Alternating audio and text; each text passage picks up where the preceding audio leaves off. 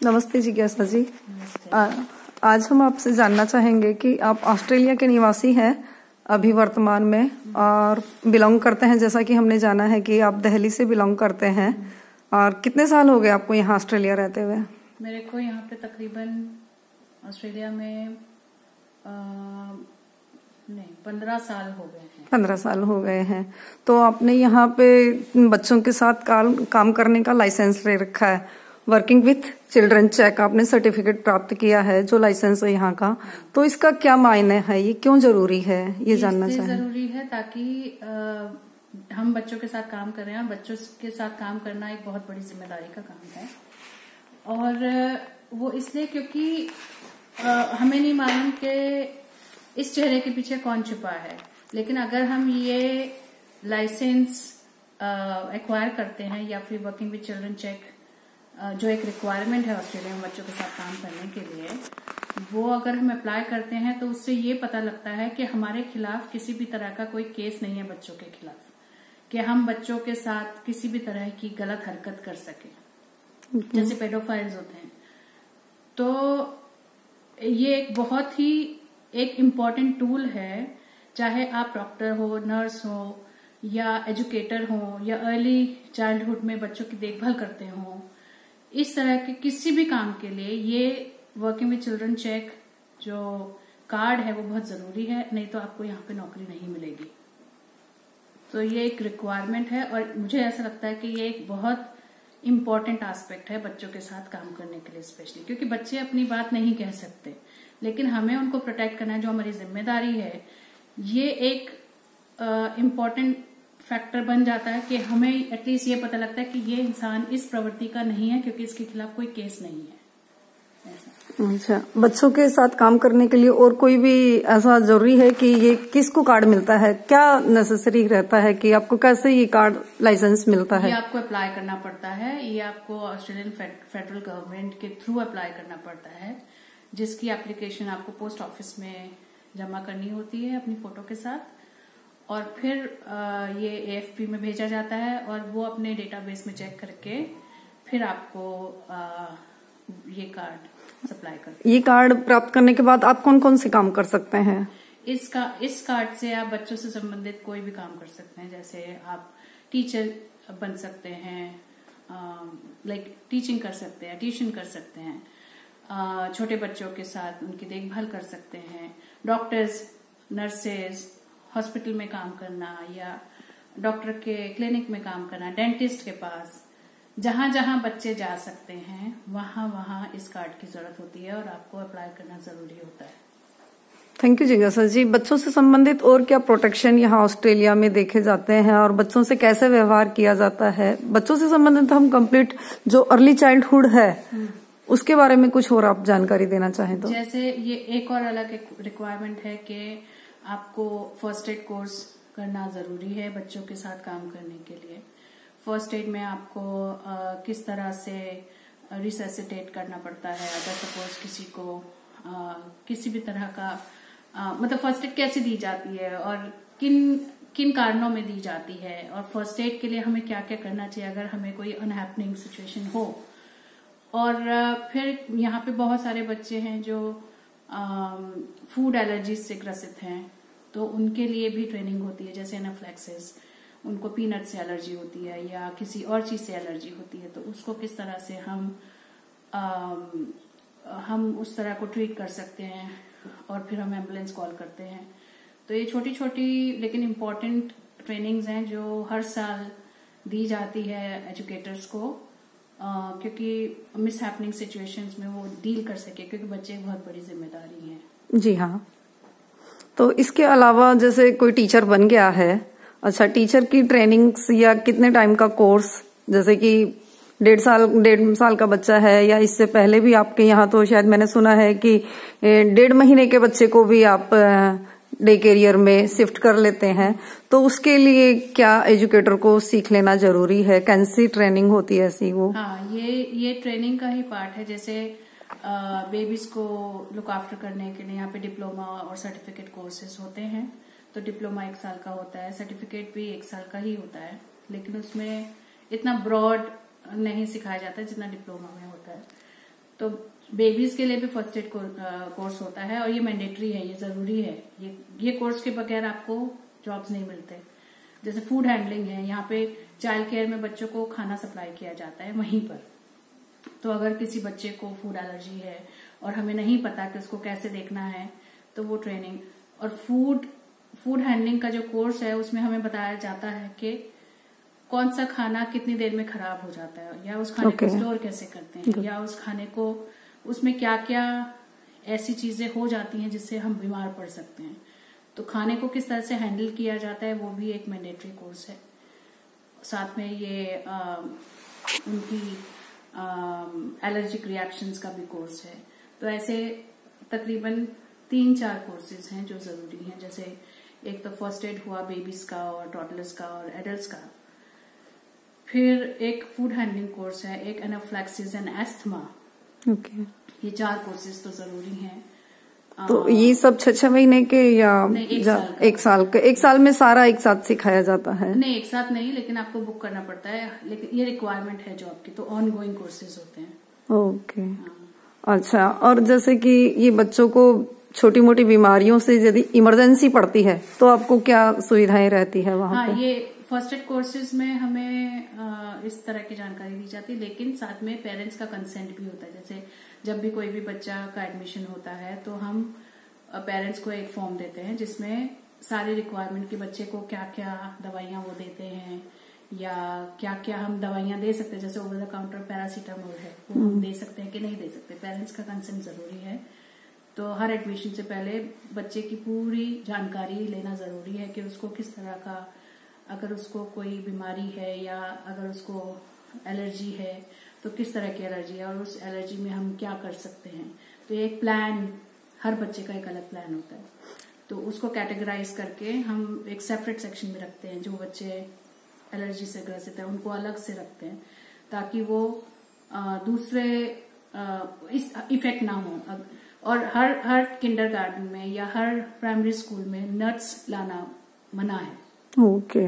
किसी भी किंडरगार्टन और अर्ली चाइल्डहुड सेंटर में कोई भी नट, चाहे वो पीनट हो, काजू हो, बादाम हो, अखरोट हो, किसी भी तरह का टिफिन में भी नहीं ला सकते, क्योंकि हमें नहीं मालूम हमारे साथ वाले बच्चे को किस तरह का रिएक्शन होगा, और ये बहुत फेटल हो जाता है, कई बार मर भी सकते हैं। ओके। अच्छा, एक टीचर कितने स्टूडेंट्स के ऊपर रहता है? किस एज ग्रुप के अनुसार उनको आप कैटेगराइज करते हैं? और एक टीचर कितने बच्चों को संभाल सकता है इस ग्रुप के अकॉर्डिंग? डिपेंड करता है, लेकिन एज पर हमारा एजुकेशन डिपार्टमेंट जो है उसमें एक एजुकेटर 3 बेबीज पर होता है। फिर टॉडलर्स पे 5 टॉडलर्स पे 1 एजुकेटर होता है। टॉडलर्स की एज ग्रुप क्या रहती है और बेबीज की क्या एज ग्रुप रहती है आपके यहाँ? बेबीज अप टू 1 ईयर, और फिर टॉडलर्स हो जाते हैं जब वो चलने लग जाते हैं। ओके। तो 1.5 साल से लेकर और 4 साल तक के बच्चे टॉडलर्स के एज में टॉडलर्स होते हैं। और उसके बाद में फिर नहीं, टॉडलर्स होते हैं 1.5 साल से, नहीं 1 साल से 2 साल के बीच, 2 साल तक का बच्चा टॉडलर्स। और फिर 3 से 5 साल किड्स होते हैं, किड्स होते हैं। हाँ। 3 से 5 साल का किड। अच्छा, फिर वो किड्स का जो एजुकेशन होता है उसमें कितने स्टूडेंट्स एक एजुकेटर के पास होता है? ये जैसे 3 ईयर ओल्ड किंडर है, उसमें 15 बच्चे होंगे एक एजुकेटर पे, लेकिन उसमें एक असिस्टेंट होती है साथ में, लेकिन टीचर एक होती है। ओके। 15 बच्चों पे 1 टीचर और 1 असिस्टेंट उनके साथ में। ओके। इनका जो खाने पीने का फूड आप देते हैं बच्चों का, तो वो प्रोसेस कौन करता है आपका? जैसे गवर्नमेंट स्कूल में भी ऐसा ही रहता है कि उनको फूड प्रोवाइड किया जाता है? ये सिर्फ अर्ली चाइल्डहुड एजुकेशन सेंटर्स में ही होता है, जहाँ तो वो गवर्नमेंट के भी होते हैं अर्ली चाइल्डहुड एजुकेशन? गवर्नमेंट भी होता है, गवर्नमेंट एडेड भी होता है, जिसमें गवर्नमेंट से थोड़ी राहत मिलती है, कुछ फाइनेंशियल सपोर्ट मिलता है, प्लस कुछ प्राइवेट हैं। ओके। तो वो फीस के ऊपर डिपेंड करता है कि जितनी, मतलब कई सेंटर्स की अपनी अलग अलग फीस है, लेकिन कुछ फीस सेट होती है, उसके ऊपर उन लोग की मर्जी के वो कितना ऐड ऑन करते हैं। अच्छा, गवर्नमेंट का फिक्स रहता है कि आप इतना ले सकते हैं ऐसा कुछ, या गवर्नमेंट की हेल्प मिलती है सामने? यहाँ पे इस तरह से होता है कि पेरेंट्स की टोटल इनकम देखी जाती है, फिर उसके हिसाब से बच्चों की फीस जैसे मैं इसकी बात कर रही हूँ, जो चाइल्ड केयर सेंटर्स है, Okay. उसकी फीस डिसाइड होती है परसेंटेज के हिसाब से, कि अगर सपोज माँ बाप की टोटल इनकम 80,000 साल की है, तो उन $80,000 साल ओके, हाँ जी। तो उसके बाद फिर वो गवर्नमेंट की एजेंसी जो है वो कैलकुलेट करती है कि उनको कितना परसेंट रिबेट मिलनी चाहिए, तो उस परसेंट के हिसाब से बच्चों की फीस तय होती है। ओके, तो थैंक इसके लिए अलग अलग। अच्छा जी। अभी ये जब स्कूल लेवल पे आ जाता है बच्चा, तभी कहाँ से स्टार्ट होता है, और जैसे बच्चों को पढ़ना कहाँ से सिखाया जाता है, और एजुकेशन की जो लाइन या पढ़ाते समय क्या क्या चीजें यूज करते हैं, कहाँ से पढ़ाई शुरू होती है, ये कुछ और गाइड करेंगे हमें आप? ये पढ़ाई का तो ऐसा कुछ नहीं है कि उनको लिखना आना चाहिए, उनको समझ में आना चाहिए। मेन ये है कि उनको डायरेक्शन समझ में आना चाहिए कि हमारा ग्रुप टाइम क्या है, एक रूटीन होता है, जैसे कि अभी हमारा रूटीन है कि हमें ग्रुप टाइम में बैठना है, सब बच्चे मिलके बैठे हैं और एजुकेटर उनको स्टोरी सुना रही है, तो कैसे हमें बिहेव करना है। फिर हमारा जब खाने का टाइम है तो हमें दूसरे की प्लेट में हाथ नहीं डालना है, तो हम उनको डायरेक्शंस देते हैं जिसका वो पालन करते हैं। और फिर कब खेलने का टाइम है, ये नहीं कि पूरा दिन ही खेलने का टाइम होता है, खेलने का टाइम कब है, कब हमें स्टॉप करना है, कब हमें अपनी टर्न लेनी है, हमें वेट करना है। तो इस तरह की छोटी छोटी चीजों से हम स्टार्ट करते हैं। फिर बच्चों को रंगों की पहचान, उनको जो भी आता है हम उनको बस पकड़ा देते हैं कि उन्हें ये करना है, तो वो अपने हिसाब से ब्रश चलाएंगे, अपने हिसाब से पेंसिल चलाएंगे। तो मेन इस तरह से स्टार्ट होता है, और जब तक वो 5 साल के होते हैं तब तक उन्हें अपना नाम लिखना आ जाता है। 5 साल तक वो कैसे सिखा देते हैं अपना लिखना? क्या ABCD A से शुरू करते हैं, ABCD, या कोई और पैटर्न रहता है? काउंटिंग सिखा, उनके नाम का पहला अक्षर, टू गुड। हाँ। और आगे फिर धीरे धीरे पहले वो अपना नाम लिखना सीखते हैं, तो नाम का पहला अक्षर, उन्हें साउंड्स आ जाती हैं क्योंकि हम उनको वीडियोस दिखाते हैं, हम उनको स्टोरीज सुनाते हैं। वीडियोस और स्टोरीज किस माध्यम से सुनाते हैं और दिखाते हैं? वीडियोस जैसे यूट्यूब चैनल्स हैं, या फिर हमारे अपने स्लाइड शोज होते हैं, वो दिखाते हैं। और स्टोरीज हम बुक्स से पढ़ के सुनाते हैं, और हम बुक्स ऐसे दिखा के ताकि बच्चा उसमें जो पिक्चर्स है उसको देख सके।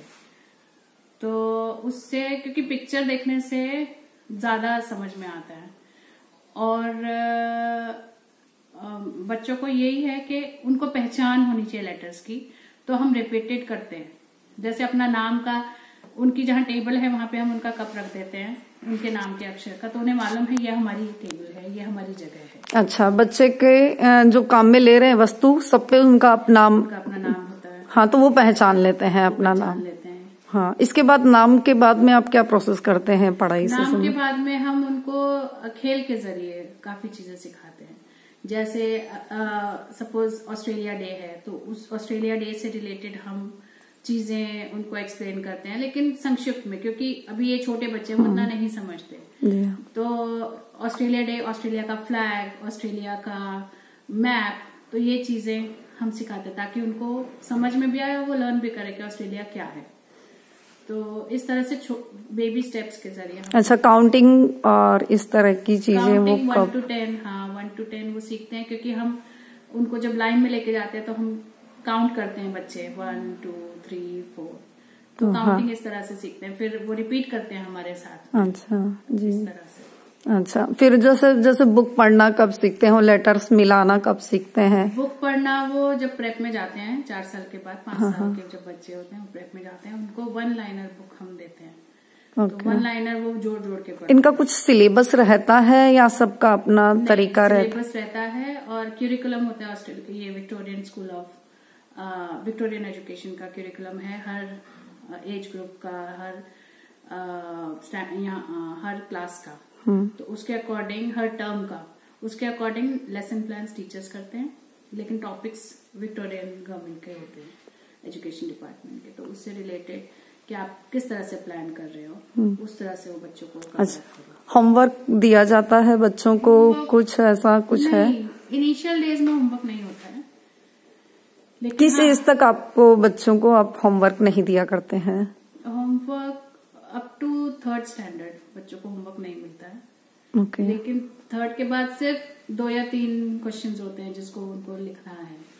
वो क्लास में ही करवा देते हैं या घर के लिए भी कुछ एक्स्ट्रा घर के लिए देते हैं? हाँ, लेकिन हॉलीडेज होमवर्क जैसी कोई चीज नहीं होती प्राइमरी स्कूल्स में जी। हॉलीडेज जो होती है वो सिर्फ रिलैक्स करने के लिए और एंजॉय करने के लिए। अच्छा, कितने टाइम के बाद हॉलीडेज होती हैं? हॉलीडेज का क्या सिस्टम है यहाँ के एजुकेशन का? फर्स्ट टर्म 10 वीक्स के बाद, फर्स्ट टर्म के 10 वीक्स के बाद 2 वीक्स की छुट्टी। आफ्टर 10 वीक्स के बाद 2 वीक्स की छुट्टी। ऐसा हर 4 टर्म्स में होता है। 4th टर्म 11 हफ्ते की होती है और उसके बाद फिर 6 हफ्ते की छुट्टी होती है, क्योंकि वो समर। कितने टर्म्स होते हैं टोटल? 4 टर्म हर प्राइमरी से लेकर के और बड़े बच्चों का सबका यही रहता है। अच्छा, कॉलेज लेवल का क्या रहता है यहाँ पे? कौन सी क्लास कॉलेज लेवल में काउंट होती है आपके? 11th 12th क्लास 2 का। अच्छा, कॉलेज का। और 9th तक आपका स्कूल रहता है? मिडिल सेकेंडरी होता है 7th 8th 9th। Middle 7th 8th 9th। फिर सीनियर सेकेंडरी का हो या कॉलेज का हो 10th 11th 12th। अच्छा, सीनियर सेकेंडरी कहेंगे या कॉलेज कहेंगे उसको? दोनों में से कुछ भी।